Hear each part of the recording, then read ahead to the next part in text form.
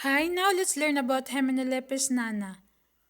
The scope of my presentation focuses on the five aspects of Hymenolepis nana. First, its characteristics. Second, its life cycle. Third, disease causes or diagnosis. Fourth, symptoms and treatment. And the last is the prevention and control. So, understanding about Hymenolepis nana is also knowing about Hymenolepiasis. What is Hymenolepiasis? It is the most common intestinal tapeworm infection of humans caused by two cystodes or tapeworm species. Specifically, Hymenolepis nana, or also called as dwarf tapeworm, adults measuring 15 to 40 mm in length, and Hymenolepis diminuta, or also called as rat tapeworm, adults measuring 20 to 60 cm in length. This infection does not require an intermediate host because intermediate host in these instances is only optional. Mostly, it requires only the definitive or definite host. So, it can occur directly from one infected person to another by fecal oral transmission, or their life cycle is completed through definite host or definitive host. So, Hymenolepis nana is commonly known as dwarf tapeworm. So, Hymenolepis nana or dwarf tapeworm is a tiny intestinal tapeworm. Most common human cystodes infecting humans, specifically children. So, it is called as dwarf tapeworm because it measures 15 to 40 millimeter in length, which is very small also. So, requires only one host but can also cycle through two. So, there's an instances that both intermediate host and definitive host would takes place in completing the life cycle of Hymenolepis nana, but not necessarily. It only requires definitive host. So its larvae migrate only within the gut wall, and its lifespan is relatively short, 4 to 6 weeks, capable of completing its life cycle within a single host.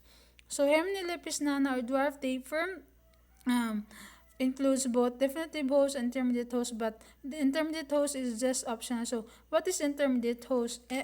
Yeah. So what is intermediate host? Intermediate host is it is where a sexual reproduction occurs, but sexual maturity or maturation does not occur. It only serves as a site wherein the parasite spends a particular developmental stage of its life cycle. For example, larval stage. So in this aspect, in the Hymenolepis nana, the intermediate host refers to larval and adult beetles or fleas or arthropods. So next, what is definitive host? Definitive host is it is where parasite spends its final developmental stage and reaches its maturation. So parasite of this stage is typically capable of reproduction. So in this aspect, in Hymenolepis nana, definitive host refers to humans and rodents. So geographic distribution, it is termed as cosmopolitan because it is having a worldwide distribution. It can be found and it happening all over the world. So mode of transmission. The mode of transmission of Hymenolepis nana is through ingestion of infected beetles, ingestion of food contaminated with feces, or ingestion of infected beetles through intermediate host, ingestion of food contaminated with feces, human or rodent, through um, definitive host, or through fecal oral transmission.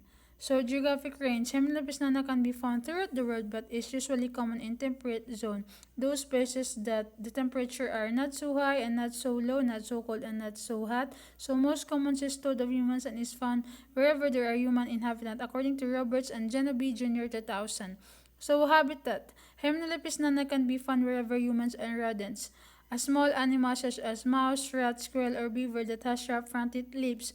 They have been found in almost all types of terrestrial biomes, according to Roberts and Genevieve Jr. 2000. So terrestrial biomes could be desert and savanna or grassland and others. So morphological characteristics of Hymenolepis nana adult worms. So in figure A, it refers to the adult worm that is approximately 2 cm long.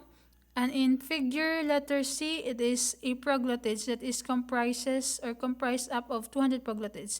So in figure letter B, it is the scolex that is equipped with 4 suckers and a hook rostilium. And in figure letter D, it is the mature proglottids that shows or has testes, that is that has a darker part. So, and in figure letter E, that is the terminal gravid proglottids that is round and is filled with a lots of eggs. So, The eggs were round with oncospheres that contain yolks that refers to here in figure letter F. So life cycle.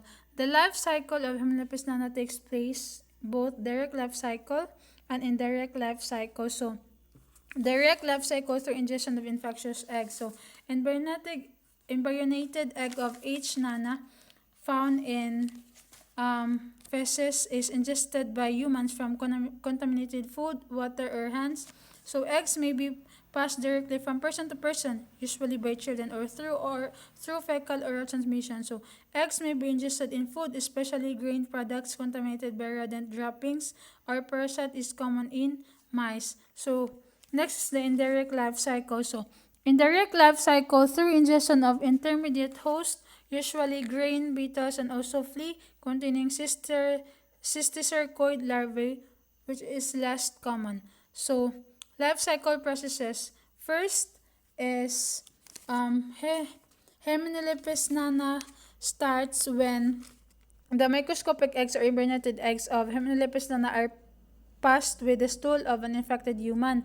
They then get ingested either by rodents, humans that are refers to definite hosts, or insects that are intermediate hosts. So first is that the life cycle of Hymenolepis nana started when eggs of Hymenolepis nana are immediately infected when passed with the stool and cannot survive more than 10 days in the external environment. Second, when eggs are ingested by an arthropod or the intermediate host refers to various species of beetles and fleas may serve as that serves as intermediate host in the first place. So they develop into cysticercoids which can infect humans or rodents upon ingestion and develop into adults in the small intestine, mainly in the small intestine. A morphologically identical variant, Hymenolepis nana, var. paterna, infects rodents and uses arthropods as intermediate host. So when eggs are ingested in contaminated food or water or from hands contaminated with feces, that you get an embryonated egg. So the oncospheres contained in the eggs are released. So the oncospheres or the hexacanth larvae penetrate the intestinal vilus and develop into cysticercoid larvae.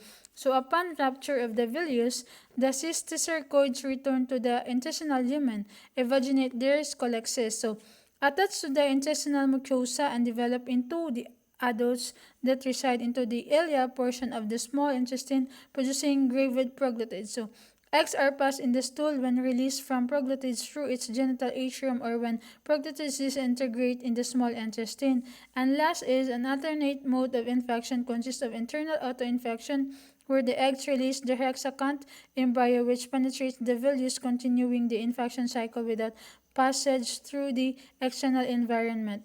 So the lifespan of adult norms is 4 to 6 weeks, but internal autoinfection allows the infection to persist for years. So this causes mainly by Hymenolepiasis. So the infection is mainly acquired through fecal oral route. So risk factors of infection with Hymenolepis nana include absence of proper sanitation, contact with environments contaminated with human feces, inadequate treatment of excreta and waste, consumption of untreated water, presence of infected person in the household, and bathing in contaminated irrigation canals. So diagnosis made by direct examination of eggs in concentrated stool specimen. Multiple examinations increase the yield of testing. So symptoms. Most cases infected with Hymenolepis nana are asymptomatic. It includes non-specific symptoms such as anal itching, diarrhea that can be bloody, headache, increased appetite or loss of appetite, insomnia, muscle spasms, nausea, nervousness, seizures, stomach ache, vomiting, weakness, and weight loss. So treatment. The main treatment for Hymenolepis nana is the paraziquantel, adults and children 25 milligram or kilogram in a single dose. And if paraziquantel is not applicable, alternatives could be niclosamide and nitazosanide. So prevention and control. In order for us to prevent to be infected by Hymenolepis nana, we must do the following: wash, peel, or cook all fruits and vegetables. Wash hands with water and soap after using the toilet and before preparing food or eating. Quit the habit of putting fingers in your nose and mouth. The microscopic processed eggs are sometimes found under fingers and can easily be ingested. So, we must emphasize good personal hygiene and proper disposal of sewage because some rodents can carry the parasites. 44% of hamsters in one study. Good hand washing after handling pets should be reinforced also every day. So, use contact precautions because Hymenolepis nana eggs in soil are infections. So, this is the end of my presentation. I hope you've gained something. Thank you for listening. Thank you and God bless.